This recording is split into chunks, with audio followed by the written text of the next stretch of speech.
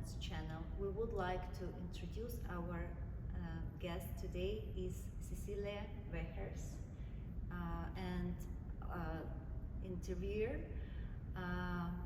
Kamil Vokhidov. Together we will create some experience, some creative moments, and we will share our interesting moments from our life with you, my dear friends. And I would like again to present Caecilia and to ask her to talk about herself a little bit. Thank you, Nadiia. Thank you. Where to start? This is a Portugal Contemporary program, and we invite distinguished and extraordinary people to share their life story so that we could listen and learn from the experiences. And today with us is Her Excellency Caecilia Wigers. Her Excellency Caecilia Wigers is currently Ambassador of the Netherlands to Afghanistan, based in Doha. Her Excellency started her diplomatic career in Latvia in 1993 following independence. She served in Pakistan from 1998 to 2001, in Burkina Faso from 2001 to 2005, and as Deputy Head of Mission of the Netherlands Embassy in Cuba until 2009. Her Excellency returned in 2009 to the Netherlands Ministry of Foreign Affairs as Deputy Head of Division of Political Affairs of the UN Department, focused on UN peacekeeping and peace building with specialization in civil military cooperation, gender and peace operations, and served in 2012 as Senior Advisor on Rule of Law to the Netherlands Integrated Police Training Mission in Kunduz, Afghanistan. She was coordinator of the Sherpa support team at the Nuclear Security Summit 2014 in The Hague, and also served as Deputy Head of Mission of the Netherlands Embassy in Accra, Ghana, and implemented the Dutch Aid to Trade agenda from 2014 to 2018.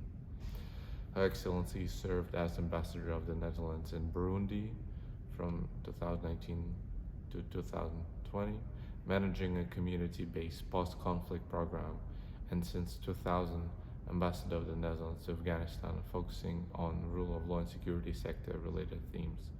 After the evacuation in August 2021, she works in Doha, Qatar.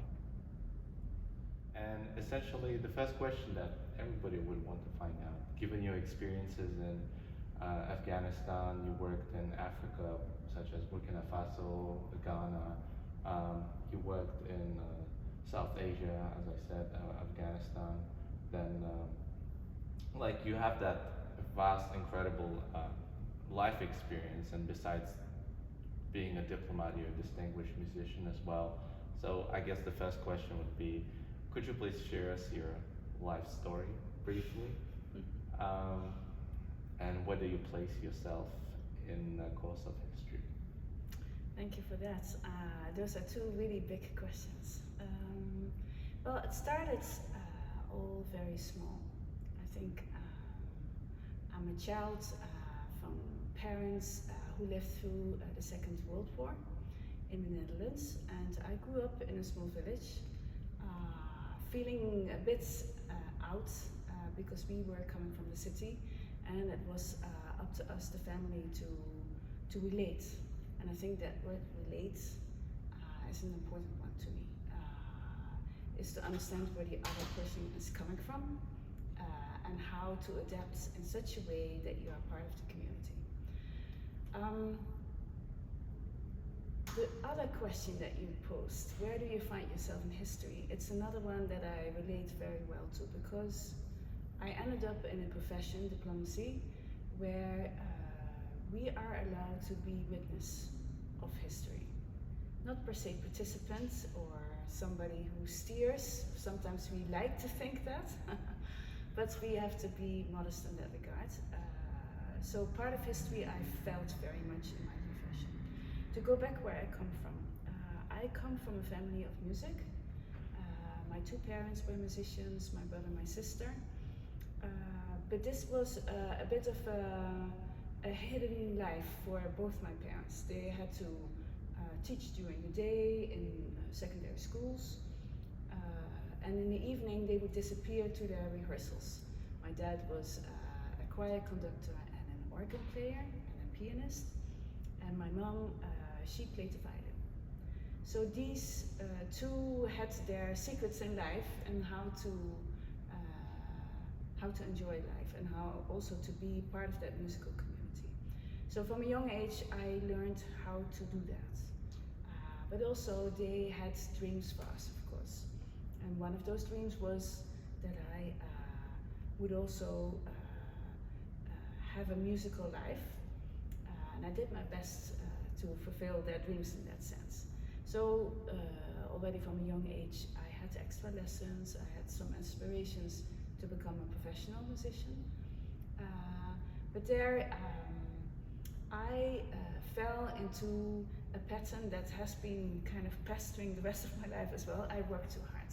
So I worked very hard on the cello and I got injuries in my arms, which meant that when I was around 20, I had to stop playing. That was a big life changer for me because being a musician was my identity. It was part of my ticket in my community, so to speak, in my family and who I was. So that was an identity crisis very early on, and I tried to stay as close to the musical world as possible. So I decided to study public administration, to think to work later in culture management. That was the idea. So studying and meeting people at the university in Leiden in the Netherlands, I came across very interesting people. And one of those was an important professor to me who kind of invited me to look beyond, to open the windows and doors and to look beyond the Netherlands and see what is out there. And this is how I got interested in international affairs, and I try to know my place. I think that's how I would like to put it. So I started in Latvia just after independence. They were just coming free from the Soviet Union, and that was for them an awakening. So I really witnessed how this country became independent with its own currency, rediscovering their own music, a new generation, literature, very rich. Yeah, a new generation with a cultural identity. Yeah, exactly. And that's, I think that's a theme that comes back in all the countries where I've been, is to look for that. Yeah. Because there, if you start to understand that element, the soul of the nation, I like to connection with the roots. Yeah, then perhaps we can understand a bit about this country and about this nation, what makes them tick, what's important to them. So Latvia, there I met my husband. He was a US volunteer for the Peace Corps, another kind of movement where they sent out people in the world to contribute and to give back. And from then on we built up our life together. Went back to The Hague at some point and I applied for foreign service, and that was that. So that was the beginning of a journey that was in '96, and up to this day I'm still working for foreign affairs. And my family grew with me, and that was not easy. To have the ambition to be out there and do this work and change your life and place where you live every 3 to 4 years and make your family do the same. So this was enriching and at the same time a challenge, because it does something to your roots. The physical roots, where you're from, who you are, and you become, before you know it, a global citizen. And the big question is that a good thing? I wonder often. I think it is, but it requires a very firm foundation in yourself to be alright wherever you land and step out of the plane. And then you have to do your thing. So it took me on this whole journey. So after The Hague, we went to Pakistan. My first child, Sophie Ann, was born in Islamabad. That was quite an experience as well. And she grew up there, and then very soon after that, Sebastian came. And then when we moved from Pakistan to Burkina during that time, Julius was born. So I have 3 children. They are young adults now and studying somewhere else. But they kind of witnessed this journey and also participated in them. So they had to kind of stop every time again and again in their lives and restart again.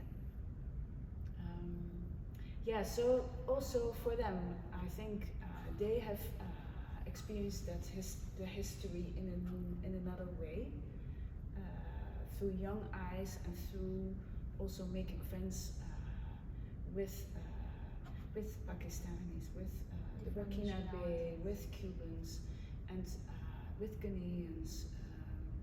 And what I like a lot is that now that they are young adults, they reconnect, and the same people that they were so close with during these very short times in their lives, they re-find each other and they continue.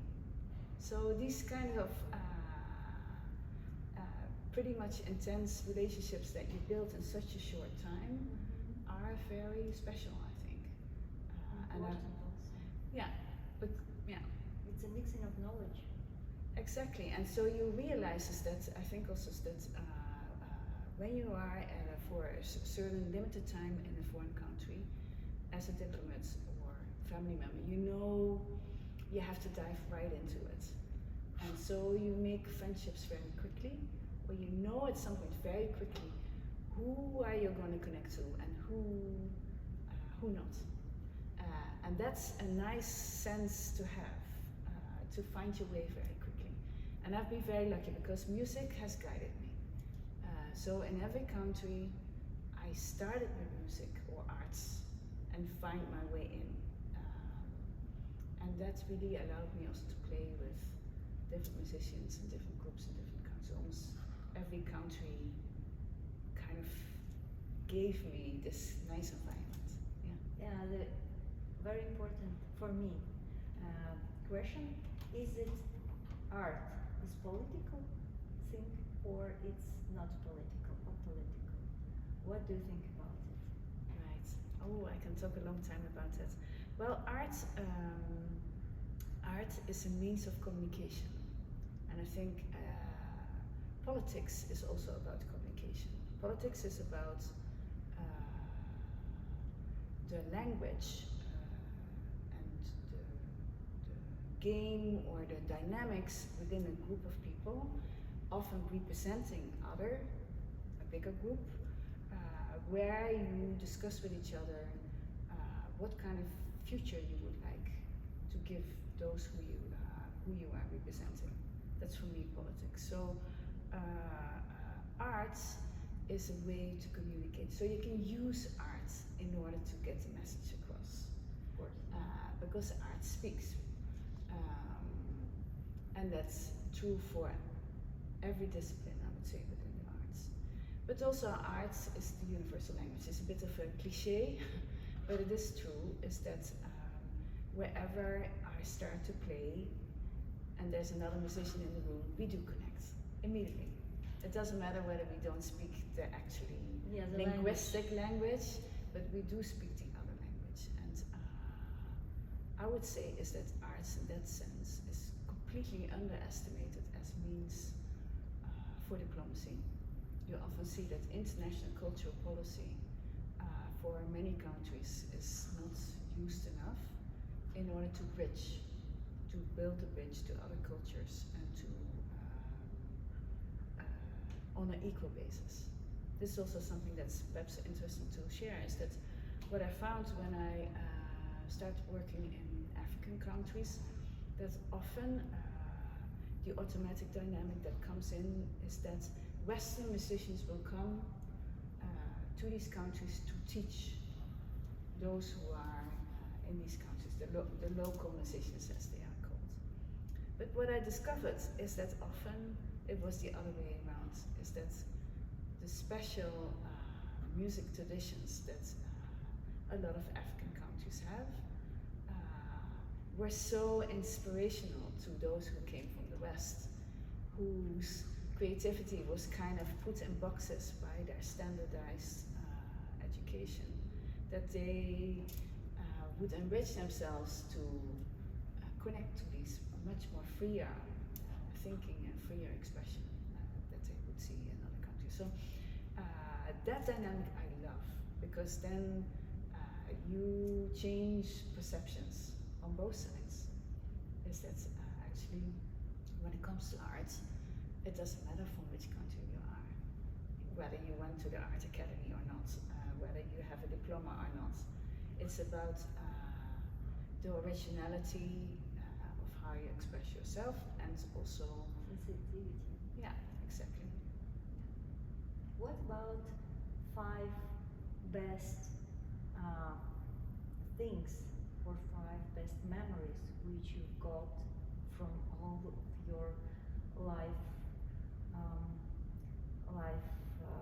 experience? If you just remind the best moments of your life, what it will be? Ooh, the best moments are always connected to something intense, and so that means that I would select them then on how they made the most impact on me. You know what I mean? So I don't go now for the most happy moments, but the best moments that formed me. Yeah.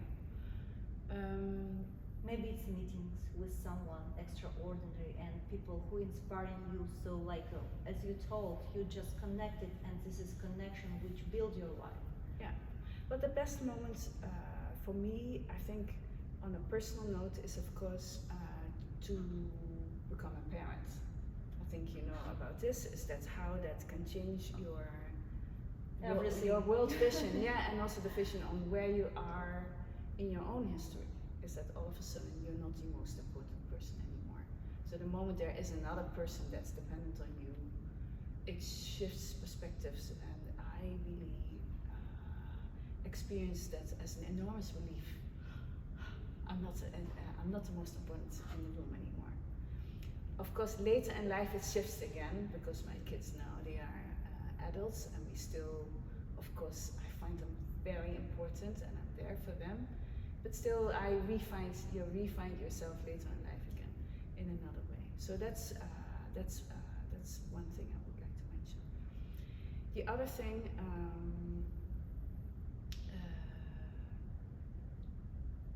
let's go to very recent history, and that's, for instance, the evacuation from Kabul. I am and was then also ambassador of the Netherlands to Afghanistan, so I contributed to this evacuation, and that's of course made a mark on me because it was a very intense and tragic event to witness and also to be part of. And at the same time, it brought out the very best in me. I could not have given more than I have given, and that feeling is very powerful. You know, is that you realize, well, this is all I've got, and I have been able to contribute something. Of course, there are many people who still needed support, but I did what I could, that feeling. So I cherish that feeling, because the whole experience later on, zooming out, looking at history, of course, many negative things can be said about it, how this went, how we all were surprised that it went this way. Have you scared? Of course. Yeah, of course. But I think also that connects also for me to my best moments, is that from the inside, I have lots of fears.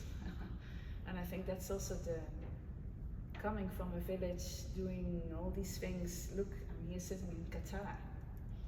And I come from Wilsbeek, you know. We are very far away at this moment from where I come from. So in order to get there, you have to perhaps not conquer your fears, but to live with your fears and to understand them, because Control. no, I don't think so. No, you have to let it be and look at it. You know, is that Face to face. Yeah, I think that's it. You have to acknowledge that that's what you are afraid of, and letting go of control is one of those. But I think to have a good life, it doesn't mean that you need to control everything that's hindering you, but it's more making space for it. And the more space and air you shower it with, the less bothering it hopefully would be. I don't know if I explained it in a clear way. No, very clear. Yeah. If you are to recollect your experiences having worked in a Baltic state, in Africa, in South Asia, in Latin America, all those experiences are obviously very much book worthy. But if we come back to your childhood, was that your dream? Or you had another dream? I had another dream. My dream was, of course, to be in music, and I still, this is still a sensitive point for me, but it also taught me a good life lesson, is that even when things go in an unexpected direction, something else will come along. And I think my connection with art and music has helped enormously to connect in my current profession, and I have really taken it up to develop myself also personally through music. So a good example is that I come from a very classical background. You know, my parents were classical musicians, and of course, once in a while we listen to some more modern music, but that was more exceptional. And so when I came across jazz and more light music, in the beginning my reaction was, no, I will never learn this. I like it, but this is not for me. I'm a cellist. I should be playing Bach and Saint-Saëns, and that's it. So later on, and that's now a couple of years ago, I realized I really want to feel how it is to not read music, but have it all in my mind and in my heart, and try to communicate much more directly with other fellow musicians. So I started at Perth in Ghana. I had a very good teacher, and started, you know, like this. And it's horrible to start because you're a beginner again. It's like you're learning a complete new language.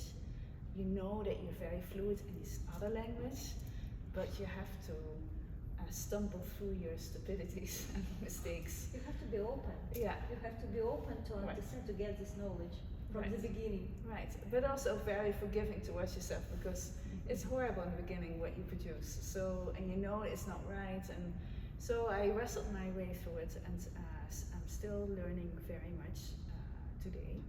And this is something I really want to dive into more and to be more free. And I think this is exactly the link with where what my dream is about, is that kind of liberation, to be free in the language that I love best, which is music. But my own profession, which is a lot about communication and trying to catch what you would like to say in the right words, this is an art as well. To be as precise as possible, and sometimes not on purpose, to get where you want. So creativity is existing even in your profession. Oh, absolutely. So Yeah. you're There are many creative. ways to get it, what you would like. You can go through lots of meandering roads and up and down, and go through other people in order to reach a certain person. Yeah. Is it difficult to be the ambassador, the woman ambassador? It's not too, I mean, it's rare, I think, to to find the woman who's an ambassador, and ambassador who's a woman. Yeah. This is You have to be strong. What the characters you should have right. to feel free in this kind of profession. Right. It's a good question. I am lucky. I am in a generation where more and more women are ambassadors, but we are still the minority. Absolutely. My own country, the Netherlands, really promotes more female ambassadors, but it's sometimes hard to get the women. But also there are cases where you see that women are not assertive enough, or that's because of certain profiling, that those who do the selection select those who are like them. You know, these are things that we have become more and more aware of. So you see in my country and also in other countries more and more women, and that's a good thing. For me personally, my role model was of course my mother, who worked already from my age of 3 years old. So I'm used to a working mother and a father who cooks. You know, so that was not such a thing in my family. In my own family, my husband also took care of the kids and cooked and was there at home, and so also there the roles were much more fluid, and I was the main breadwinner for all these years, and together we made this work. So I think for me that was never an issue. For me to be a diplomat in this diplomatic community, there are a couple of ground rules that we should keep in mind as female diplomats, is that you are on the lookout for other women in the company where you are, and that we have developed a certain antenna when you see when it's only men that talk and the women who are listening, or the women come last. So one way to deal with that, I forced myself when I started to be in public or to be in the audience, that in every meeting where I would be in the public, that I would pose one question. And that was very scary, talking about fears. I would like boom, boom, boom, boom, boom before and then somebody else posed the question already. Oh, what?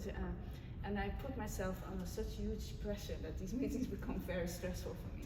But I did that, and I think it helped me to develop this automatism that I also am worthy to be heard and worthy to participate. And I see the dynamics in groups where women are waiting until everybody else has spoken, and then they come in and then people have lost their concentration. So it's key to be in the front. So often in groups, I have to be honest, I just, if the floor is opened, I just put my hand up.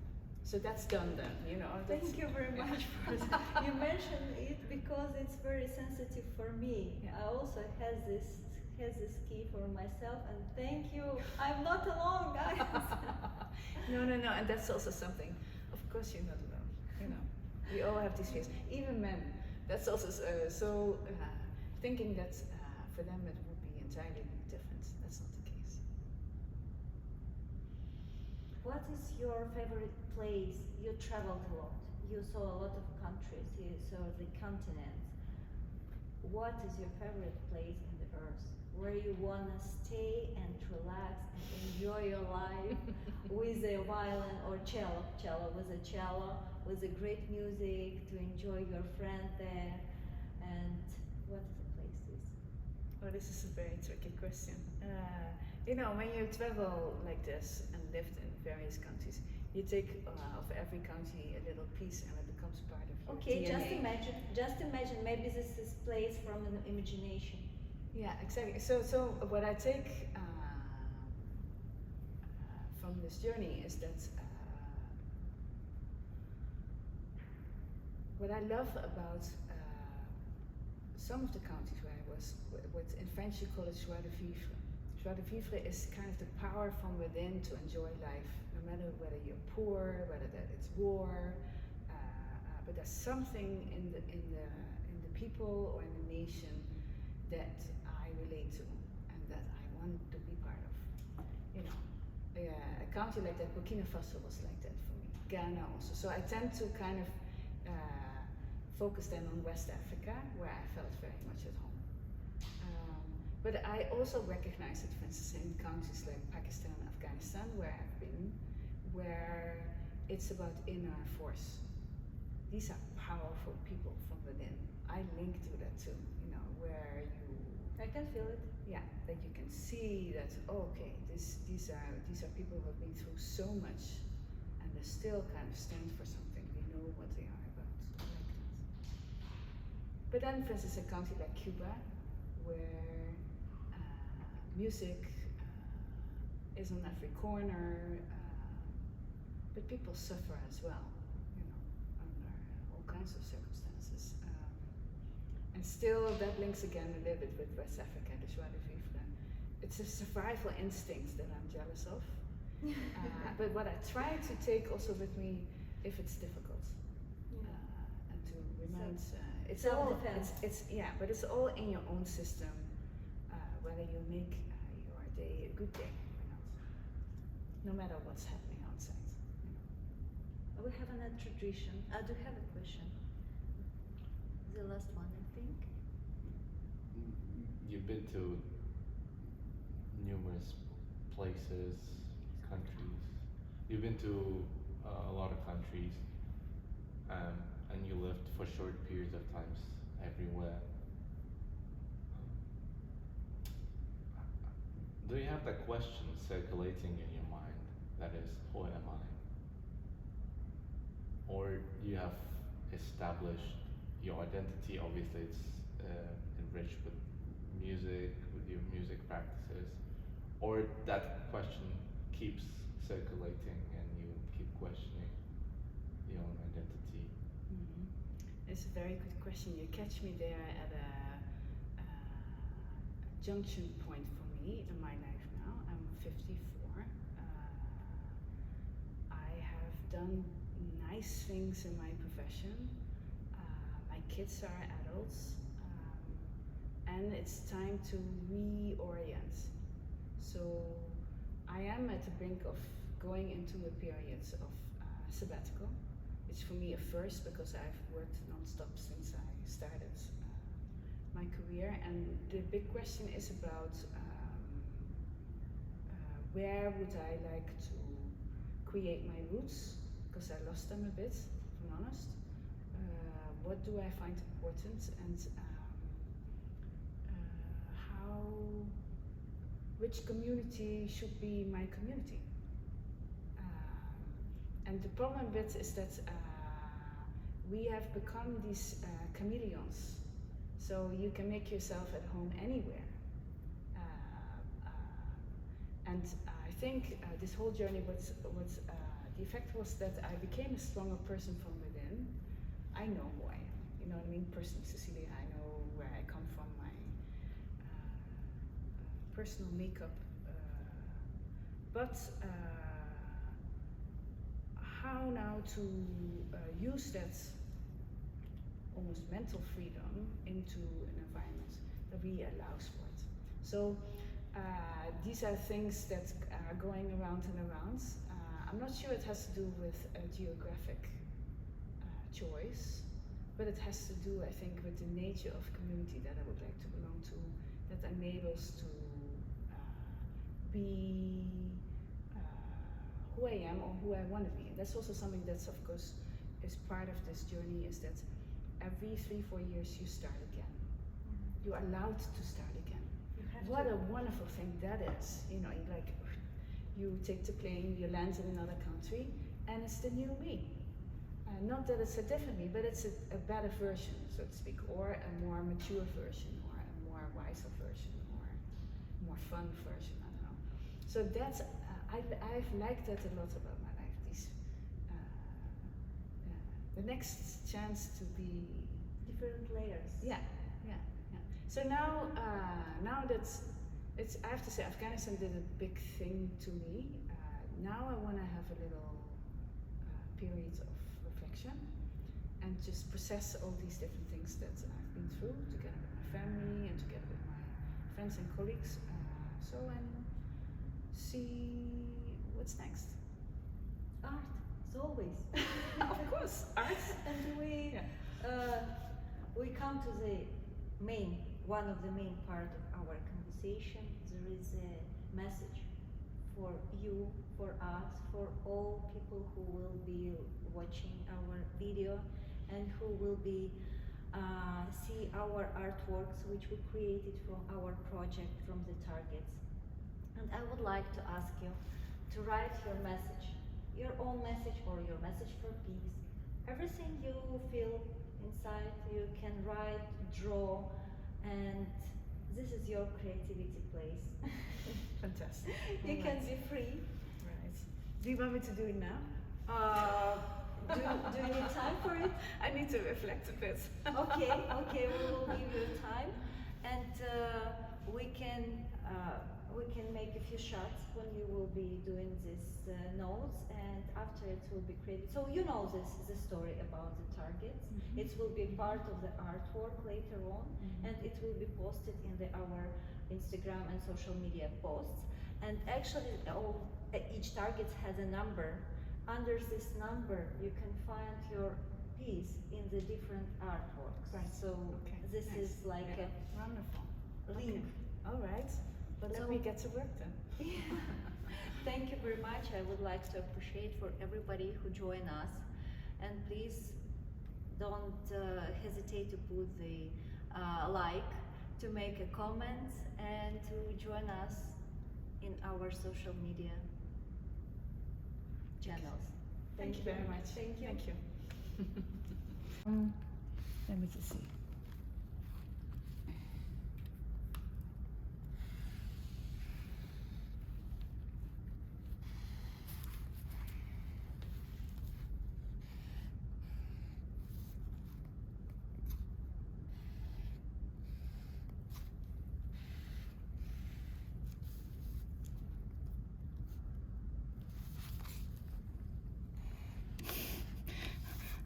I'm kind of a shitty artist, but that's okay.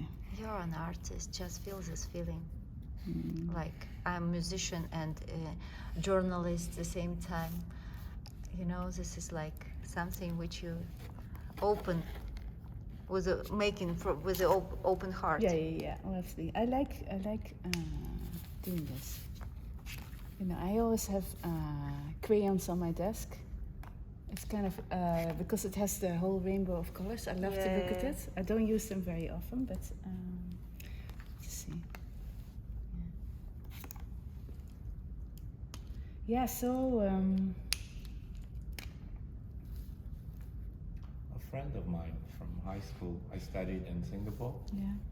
And she actually studies in Hague. You know? Oh, she does. Her name is Nadiia, and just a year ago she moved from Doha to Doha. Yeah. From Hague. She married a man, and he works in the embassy of the Netherlands. Oh, really? Who would that be? No, not Netherlands. He works in the Dutch embassy. Not Oh yeah, this is It's a separate state. What is this? It's something else, and it's not green, is it? You have to push it a little bit. So this is a new one, and you have to push to wait. This is a sponge, and from inside it takes color and give it to the. She studies in Hague, but she married a Dutch diplomat. Oh, really? Yeah. Yeah. I have been writing a lot in my first years, but then when the kids came, what I did often is to catch moments, you know what I mean? Conversations that kind of were symbolic what the county was about, and that kind of made me realize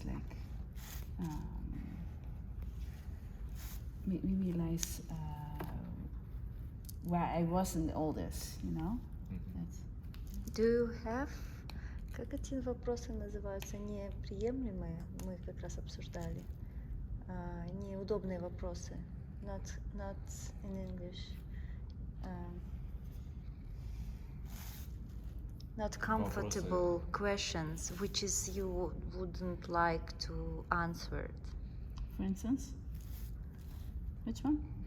Do you have the not comfortable questions? I mean, if you In this interview? not in this interview, in general. For me? Yeah. Has there ever been a question asked that you didn't like? In interviews? Or in general? In general. What you would not like to share from your life or from your experience or from something? I don't know, my broken hearts, I guess. This is, also, I think I should have talked about it also, the sadness of when you leave. I hate saying goodbye. This is really something that I'm not good at. And I am physically often sick of it. Really? When I know that it's time to say goodbye to somebody that I really hold dear, or to go out of a country. To leave Ghana or to leave Cuba. For months, I was not okay, and that's part I really don't like, So yeah. It's very interesting because for me it's a very good experience when you're saying goodbye for people who you really love and they're still alive. This is like your own practice to be stronger. Right. And to have this death in the life, like you told about it. Yeah. So you're always new, you have you're immortal, you have the same body, right. But the new age is coming. Everything is new. Yes. Only you have this option, memory. So when we are dying, let's come to the Indian philosophy. Mm-hmm. When we are dying, we lost our senses, we lost our memories. Mm-hmm. But we are dying and we are not lost the senses and we are not lost the memory. So we're lucky. It's kind of immortality. Yes, but it also it means that your ability to feel is, of course, is feeding you with sadness. Need to transform the sadness to happiness. It's just like you explained from the African countries to find yourself with a happy. Yeah, I know, but I find that difficult. Yeah, there is. I can really long for to wish myself back in certain contexts, I had a really hard time to let go of Ghana. I think about it a lot, you know what I mean? So,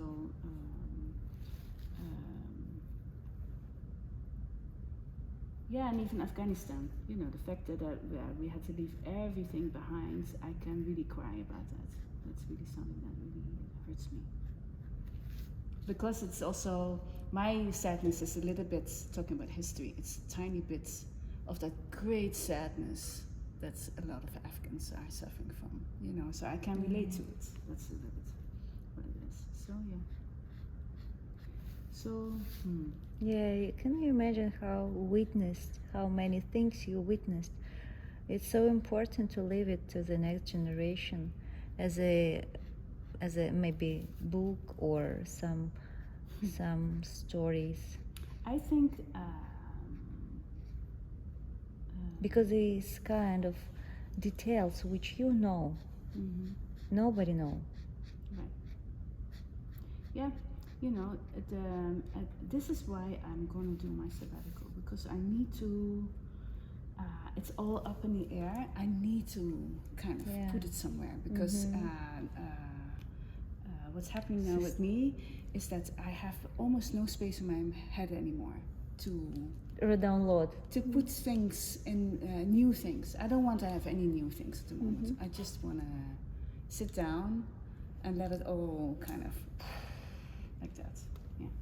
So that's what I want. Just check the number have to be on the top, and you will write the name, date, and place where Yeah. we.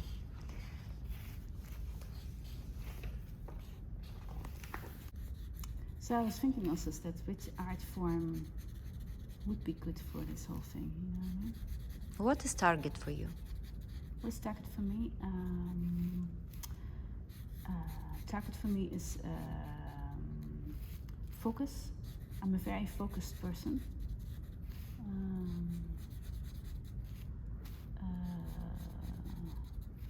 But then what do you want to do with that determination? And I think a lot has to do with energy. Is that, and I think that's why I'm making the sun, is that you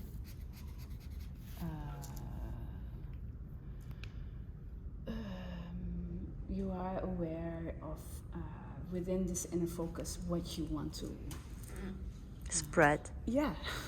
And I think it's something colorful. I try to at least. Yeah, it is. And something that's kind of replicates kind of different dimensions. Something like that. I know it's just means. But yeah, so this is the idea. Target is also yeah, it has to do with concentration, focus for me. How all of these targets, how do you think, how do you feel, how all of our targets to connect with each other? Is it something which is separate, or it's a unity of targets in the time and in the place, in life? Yeah, of course, it's all connected. You know, is that these are the layers that you were talking about. So it's all interconnected.